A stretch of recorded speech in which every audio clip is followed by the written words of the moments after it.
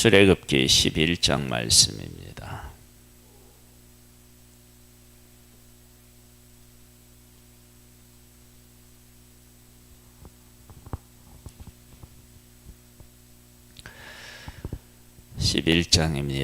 여호와께서 모세에게 이르시기를 내가 이제 한 가지 재앙을 바로와 애굽에 내린 후에야 그가 너희를 여기서 내보내리라. 그가 너희를 내보낼 때에는 여기서 반드시 다 쫓아내리니. 한 가지 재앙을 더 내리면 내보내게 된다. 지금까지 9가지 재앙을 내리셨고, 사실은 기적을 베푸신 것은 뱀까지 한다 그러면은 더 많고요. 하나님께서 하나님의 하나님 되심을 알리신다 그렇게 말씀을 하셨는데, 이것을 정말로 부인할 수 없는 것은 19번, 지금까지 9번이 반복되어서 일어났고요. 그 다음에 개구리라든지 이라든지 파리라든지 이런 것들은 이 세상에 없는 게 아니고 있는 것이고요. 그것이 정말로 재앙이 될 만큼 숫자가 많이 늘어났다가 사라졌잖아요. 그러니까 만약에 파리로 하나님이 재앙을 내리셨다 그러면 파리가 한번 왕창 왔다가 없어졌어요. 근데 그렇게 숫자가 늘어난 것이 한 번이면 그럴 수 있겠다. 근데 메뚜기 떼가 그렇게 왔다. 그 다음에 물론 이제 이도 변했지만 이가 그렇게 되었다. 그러면 이건 많아진 것도 한 번이 아니라 여러 번 반복되지요. 그러니까 이것은 파리가 정말로 하나님이 많게 하신 거구나. 그리고 하루아침에 사라지는 것이 반복되니까 이건 하나님이 하셨다고밖에 말할 수 없구나. 그러니까 이 모든 일들은 다 뭐냐면 하나님이 하셨다라고 하는 것을 그 누구도 부인할 수 없게 하나님이 일하신 것입니다. 그래서 악성 종기가 생기고요. 이런 문제도 마찬가지고요. 그 다음에 하나님의 크시면 얼마만큼이냐. 첫 번째 이제 우리가 그 피에서 살펴본 것처럼 애국 전역이에요. 그러니까 바로 앞에서 기적을 베풀어낸 애굽 전체라고요. 그러니까 메뚜기 떼라든지 파리 떼라든지 이런 문제는 전국적으로 생길 수 있겠다라고 하는 생각을 할 수 있지만, 피는 이게 강이라 그러게도 강이 분리되어 있고 그렇잖아요. 그런데 그 전역에 그렇게 생기는 것을 통해서 하나님의 하나님 되심을 다 이렇게 선포하신 거예요. 근데 그것을 경험하고도 인정하지 않았는데 이제는 인정할 수밖에 없는데 정말로 하나님을 믿고 하나님 편에 서느냐, 그건 또 다른 문제입니다. 그러니까 이 땅에서 우리가 복음을 전하든 하나님의 살아계신 증거를 사람들에게 보여주든, 이건 사람이 할 수 있는 일이 아니다 라고 말을 한다 할지라도 그것이 곧 하나님을 믿는 믿음이냐, 그건 아니라라고 하는 사실입니다. 즉 예수님이 오셨을 때 기적을 베풀었을 때 이건 보통의 사람들이 행할 수 없는 하나님의 사람이 행할 수 있는 일이다. 그러면서도 그 예수 그리스도를 예수 그리스도로 제대로 깨달아 알지 못했던 모습을 보게 됩니다. 그러니까 지금도 그건 원리는 마찬가지예요. 마찬가지. 과학을 연구하는 사람들이 이 지구상에 있는 그 원리들을 깊이 연구해 보면 이건 사람이 하거나 우연이 된 게 아니다 라고 하는 것을 아는 사람이 있을 거예요. 그런데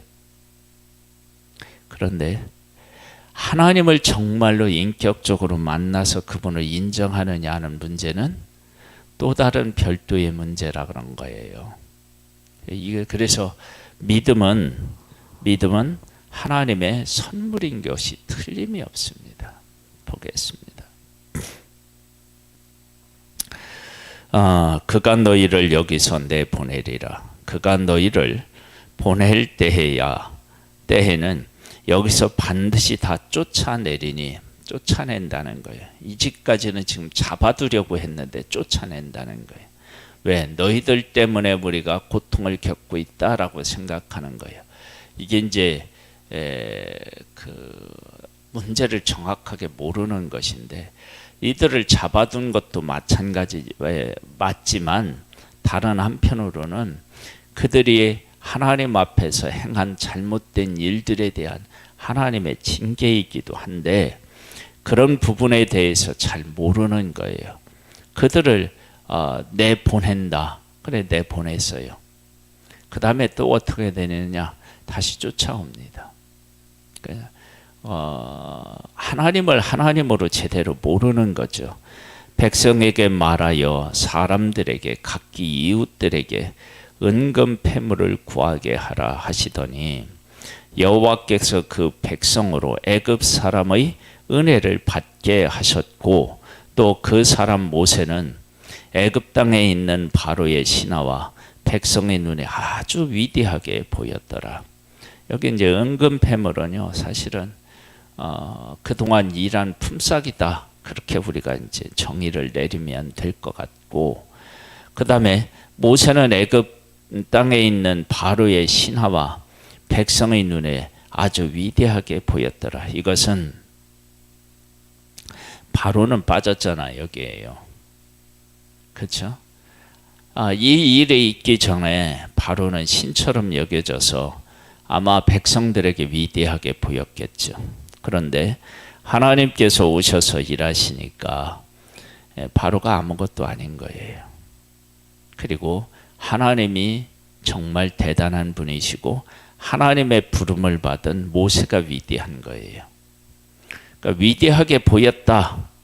이것은 하나님의 일에 부름을 받고 충성하는 사람은 다 사람 앞에 존귀히 여김을 받게 되어 있습니다. 하나님이 하시는 일을 세상에 드러내는 사람이 가장 존귀한 사람인 거예요. 그래서 모세가 그렇게 드러내니까, 모세를 통해서 드러나니까 위대해진 거고요. 그리고 백성들도 구하는 대로 다 주는 거예요. 줄 수밖에 없는 거예요. 예전에는 바로와 애굽 사람들이 아들 내놔, 그럼 아들을 줘야 됐다고요. 그런데 지금은 이게 완전히 바뀌어서 상황이 역전되어서 이스라엘 사람들이 이거 내놔, 이거 줘, 그러면 내놓게 되어 있다고요. 그렇게 하나님이 바꿔놓으신 것입니다.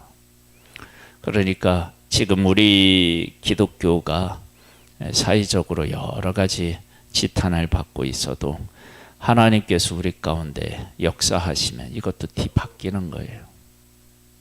기독교인으로 살아가는 것이 부러운 것, 그날을 하나님께서 우리에게 허락해 주실 줄 믿습니다. 4절 말씀 보겠습니다. 모세가 바로에게 이르되, 여호와께서 이와 같이 말씀하시기를, 밤중에 내가 애굽 가운데 들어가리니 애굽 땅에 있는 모든 처음 난 것은 왕 위에 앉아 있는 바로의 장자로부터 맷들 뒤에 있는 몸종의 장자와 모든 가축의 처음 난 것까지 죽으리니. 5절에는 이게 심판의 개념이 있잖아요. 지금 재앙의 심판인데 10가지 뭐 재앙이라고 하고 10가지 심판이라고도 할 수 있는데 이 심판을 조금 더 우리가 들여다보면요. 바로의 장자 또 죽는 거예요. 그러면 하나님의 심판은 어떤 권력이 무섭거나 이런 문제가 아닌 거예요. 뭐 하나님이 하시니까 그렇죠. 그렇게 받아들일 수 있는데 그 다음에 문제가 생겨요. 뭐냐? 애국 전역에 장자가 다 죽는데 저 사람은 물론 모든 사람의 생명은 다 귀하고 안타깝지만 저 사람은 죽으면 안 된다라고 보편적으로 생각되는 사람이 있겠어요, 없겠어요? 있죠. 그러니까 우리들도 지금 우리가 살고 있는 이 땅에 살고 있는 사람 중에 어떤 사람이 아파. 근데 저런 사람은 정말 아프면 안 되는데 그런 안타까운 마음이 있는 사람이 있잖아요. 그러니까 똑같이 아픈데 저 사람은 이 마음이 가. 그런데 하나님의 심판이 시작되면 그것을 뛰어넘어요. 그런 것을 봐주거나 하는 일이 없는 거예요. 권력이 세다고 안 되고요. 그 다음에 안타깝다고 해서 피해갈 수 있는 문제가 아닌 거예요. 그러니까 그러한 일들이 심판 때 있는 거예요. 그러니까 심판은 봐주지를 않는 거예요. 그냥 애굽에 처음 난 장자 그리고 처음 난 짐승은 다 죽는 거예요. 심판이 그런 개념이 있어요. 그래서 심판에는 피해갈 수 없어요. 그 누구도. 예수 그리스도 안에서 여기 이제 이스라엘은 유월절에 어린 양의 피를 발라서 피해갔는데 그거 외에는 다른 방법이 없습니다. 안타깝다고? 아니에요. 우리가 열심히 노력해서 이렇게 장자 중에서 노력해가지고 겨우 건강을 되찾았는데 하나님의 심판으로 죽은 사람이 있을 수 있죠. 그러니까 그런 일들을 봐주지 않는 것입니다. 다 장자는 처음 난 것은 죽는 것입니다. 이게 하나님의 심판입니다. 그러니까 하나님의 심판은 어떤 것도 피해갈 방법이 없습니다. 하나님이 말씀하신 것 그거 외에는 없습니다. 보겠습니다. 6절입니다. 애굽 온 땅에 전무후무한 큰 부르짖음이 있으리라.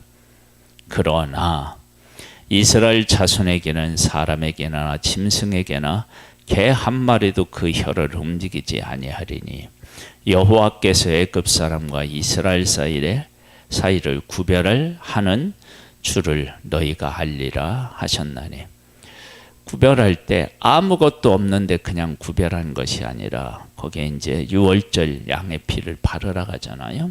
그때 하나님의 백성들은 하나같이 다 그것을 바를 수밖에 없었어요. 왜?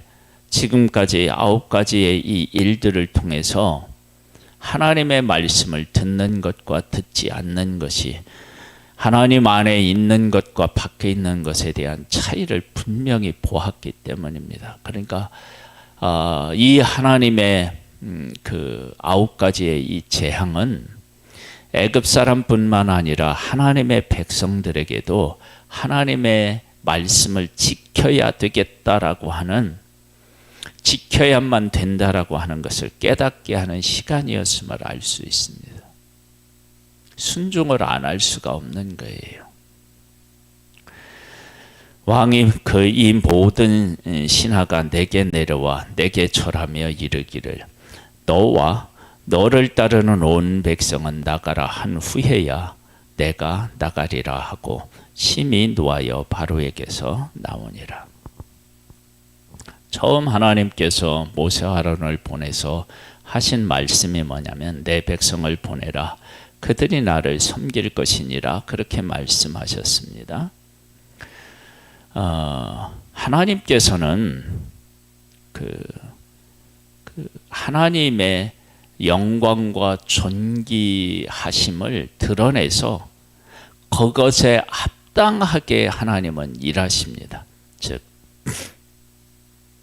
숨어서 도망 나오시는 그런 분이 아니시고 내가 하나님이다 라고 선포를 하시고 그 하나님 앞에 굴복시키시고 그리고 나서 이렇게 나오게 하시는 거예요. 내 백성을 보내라. 그들이 나를 섬길 것이니라. 즉, 이 하나님의 말씀에 순종하도록 만드는 거예요. 굴복하도록 만드는 거예요. 만드시는 거예요. 그것이 하나님의 일하심이에요. 그러니까 하나님은 가서 빌고 사정하고 하는 문제가 아니고 명령하시고 그 명령에 순종하고 굴복하게 하시는 분이 하나님이신 거예요. 모세도 하나님이 말씀하실 때 순종 안 하잖아요. 나는 말 못한다, 못 간다. 근데 결국은 어떻게 되느냐? 하나님 앞에서 모세와 아론이 이건 하나님의 뜻을 지키지 않으면 안 되는구나, 순종하지 않으면 안 되는구나, 그런 마음을 갖게 하는 거예요.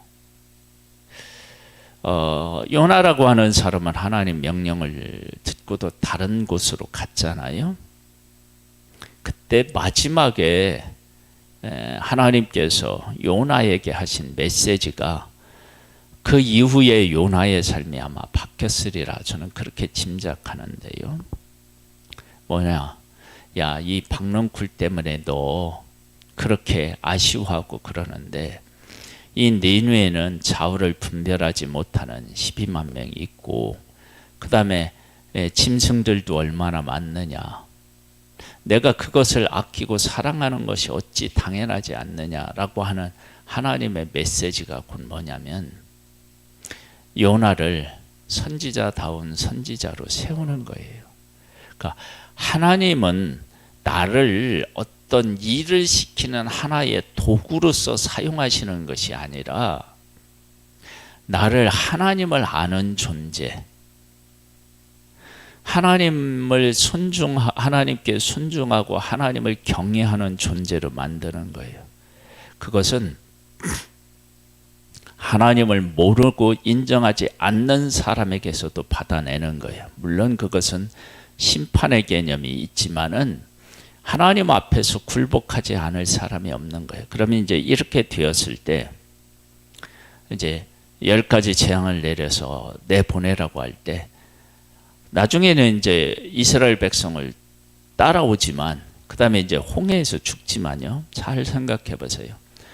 이 하나님을 향하여 막 분이 생겨서 막 도저히 못 견뎌 할까요? 아니면 10가지 재앙을 돌아보면서 이때 우리가 이스라엘을 보낼 걸 하고 후회를 할까요?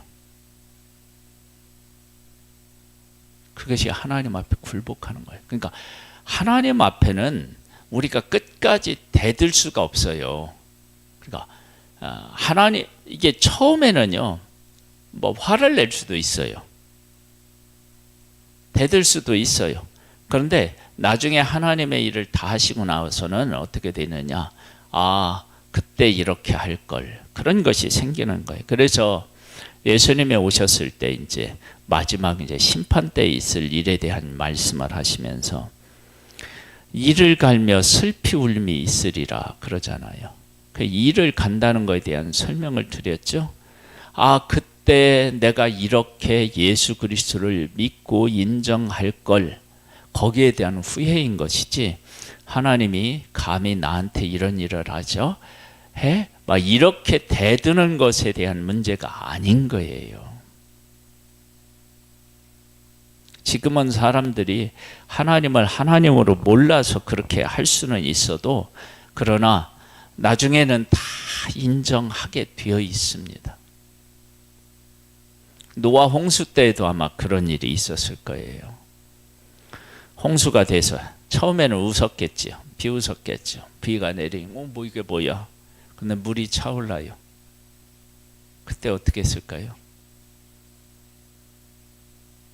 아, 노아가 맞았구나.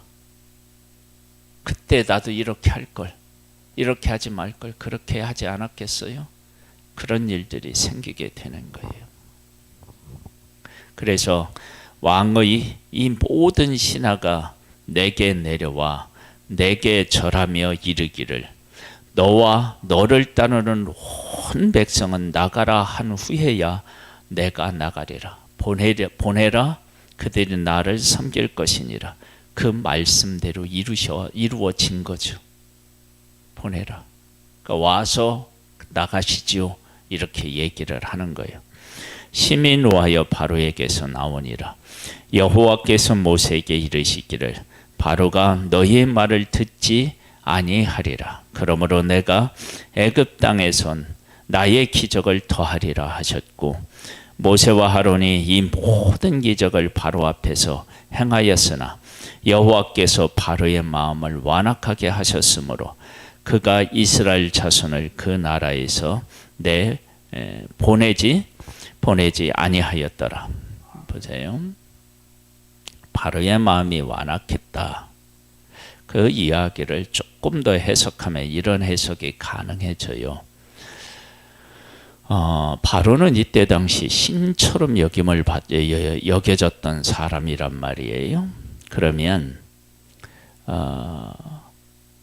이런 재앙이 있어도 내가 어떤 존재인지에 대한 것을 버리지 못하고 붙잡았을 거 아니에요. 끝까지.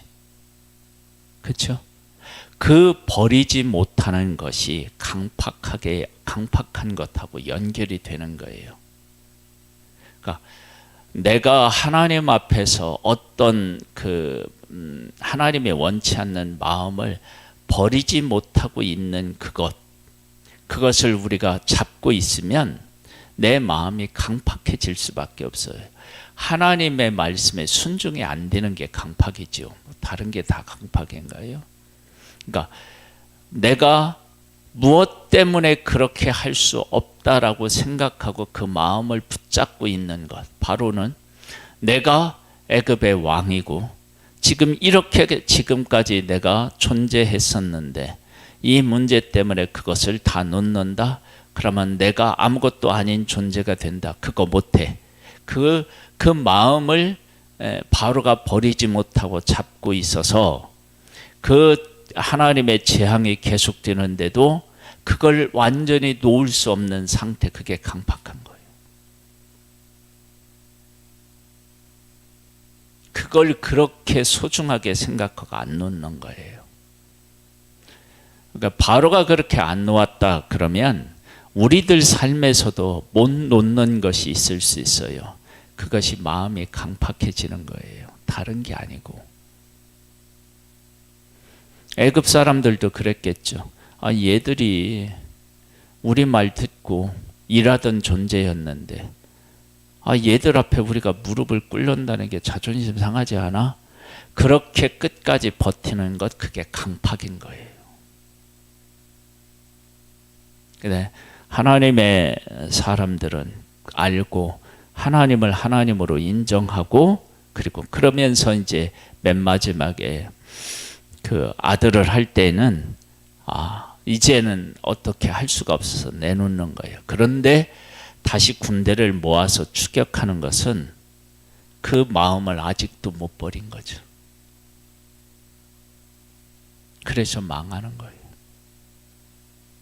그러니까 하나님을 안 믿는 사람들이 가지고 있는 보편적인 아마 마음이 그런 마음일 거예요.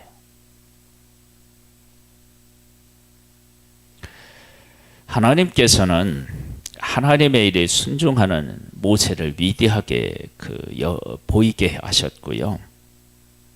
그 다음에 하나님께서 하나님의 백성들을 애굽 왕 바로와 그 백성들이 나가라고 한다는 거예요. 그래서 백성들도 존귀 여김을 사실은 받는 거예요.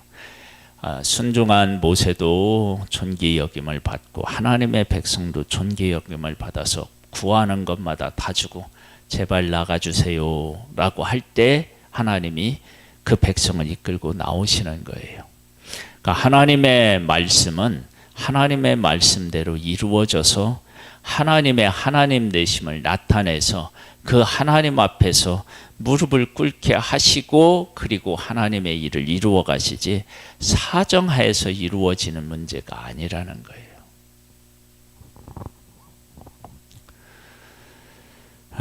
우리의 삶이 그래서 하나님의 하나님 되심을 우리가 삶에서 깨닫고 그 뜻에 순종하며 살아간다는 것은 우리가 이 땅에서 누릴 수 있는 최고의 복을 받아 누리는 것임을 다시 한번 고백합니다.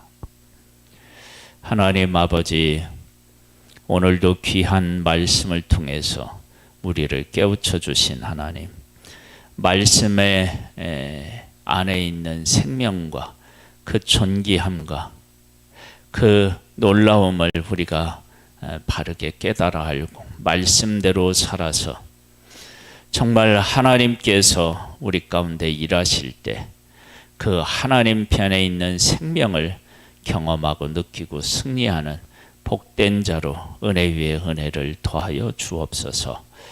이 한 주간도 주님의 이름으로 승리하기를 소망합니다.